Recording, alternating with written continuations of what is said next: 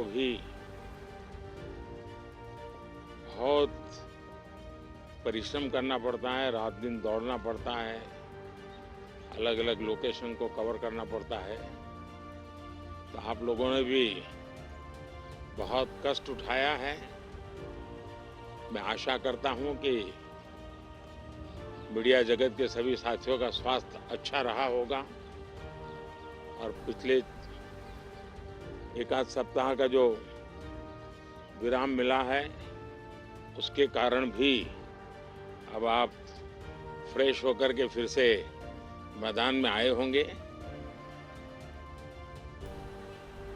तो 18वीं लोकसभा, और वैसे भी हमारे यहाँ व्यक्ति के जीवन में 18वीं इसका बड़ा महत्व होता है। एक नए कालखंड में प्रवेश करता है टीनेज समाप्त करके। ये 18वीं लोकसभा एक प्रकार से नई ऊर्जा, युवा ऊर्जा और कुछ कर गुजरने के इरादे वाली ये लोकसभा है। और आजादी का अमृत महोत्सव के बाद का ये पहला चुनाव है। और एक प्रकार से ये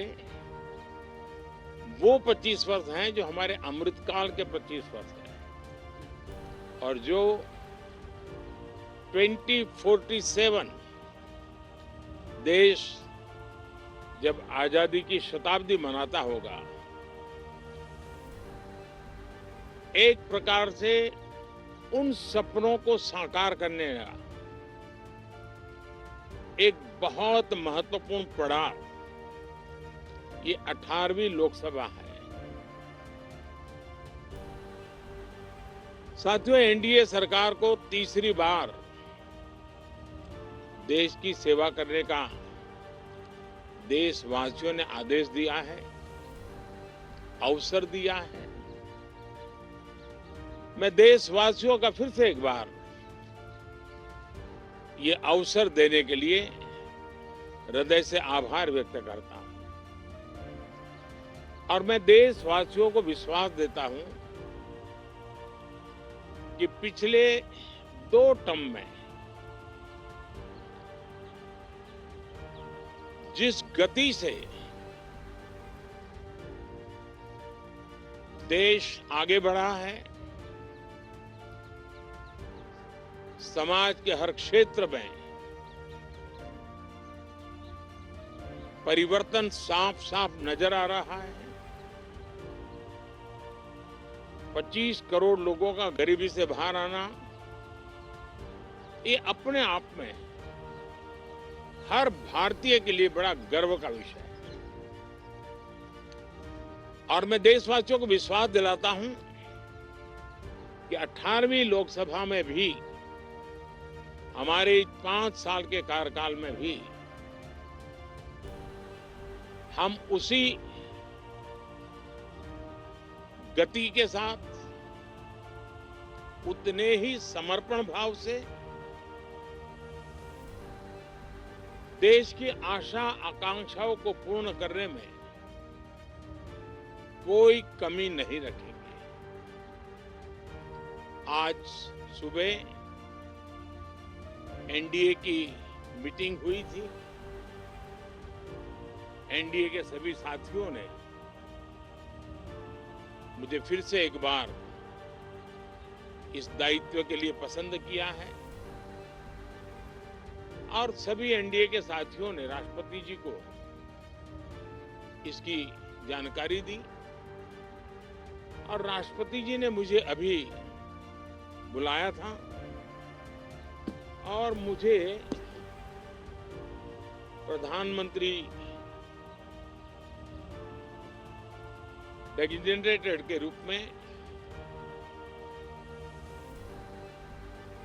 काम कर रहे एक नियुक्ति दी है। और मुझे शपथ समारोह के लिए और मंत्रिपरिषद के सदस्यों के सूची के लिए उन्होंने सूचित किया है। मोटे तौर पर मैंने राष्ट्रपति जी को कहा है कि हमें 9 तारीख शाम को सुविधा रहेगी। अब बाकी डिटेल तो राष्ट्रपति भवन वर्कआउट करेगा और हम तब तक मंत्रिपरिषद की सूची राष्ट्रपति जी को सुपुर्द करेंगे। उसके बाद शपथ समारोह होगा। साथियों, सरकार एनडीए की एक प्रकार से एनडीए 1, एनडीए 2 और एनडीए 3 की एक निरंतरता है और हमारे संकल्पों को लेकर के, सुशासन के प्रति हमारी प्रतिबद्धता को लेकर के और देश के सामान्य जन के सपनों को पूरा करने के प्रयास के रूप में इस निरंतरता को हम और अधिक ऊर्जा के साथ और अधिक व्यापक विजन के साथ आगे बढ़ाएंगे और समय सीमा में लक्ष्यों को प्राप्त करने का हमारा प्रयास रहेगा। 2014 में मैं बहुत नया था। मुझे अब एक लंबे समय तक इस कार्य का अनुभव मिला है, हमारी टीम को अनुभव मिला है और इसलिए हमारे लिए अब तुरंत ही काम को आगे बढ़ाना बहुत ही सरल रहने वाला है और इस अनुभव का लाभ भी देश की सेवा करने में मिलने वाला है। इन 10 साल के कार्यकाल के दरमियान भारत की वैश्विक जो छवि बनी है, दुनिया के लिए एक विश्व बंधु के रूप में भारत उभरा है, इसका मैक्सिमम एडवांटेज अब शुरू हो रहा है और मुझे पक्का विश्वास है ये 5 वर्ष वैश्विक परिवेश में भी भारत के लिए बहुत उपयोगी होने वाले हैं। दुनिया अनेक संकटों से गुजर रही है, अनेक तनावों से गुजर रही है, अनेक आपदाओं से गुजर रही है। ऐसी विकट परिस्थिति दुनिया ने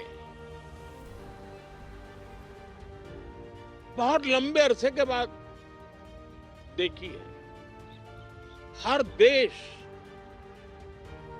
इन सारी समस्याओं के बीच अपने आप को बचाए रखना, बढ़ाते रहना, चुनौतियों का डगर डगर पे सामना कर रहा है। हम भारत वाले लोग, हम भारतवासी खुद नसीब हैं कि इतने बड़े संकटों के बावजूद भी हम आज विश्व की सबसे तेज गति से बढ़ने वाली इकोनॉमी के रूप में जाने गए हैं। ग्रोथ के विषय में भी दुनिया में हमारी वाहवाही हो रही है। अब एक स्टेबल गवर्नमेंट मिलने के कारण और परिचित व्यवस्था और नेतृत्व मिलने के कारण दुनिया का भारत के प्रति रुझान, भारत के प्रति उनका आना बहुत तेज गति से होने वाला है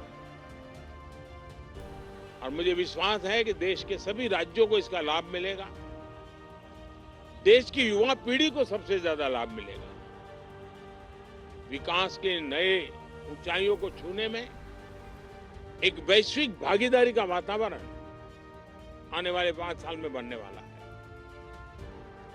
तो इसी संकल्पों और आदर्शों के साथ हम आगे बढ़ेंगे।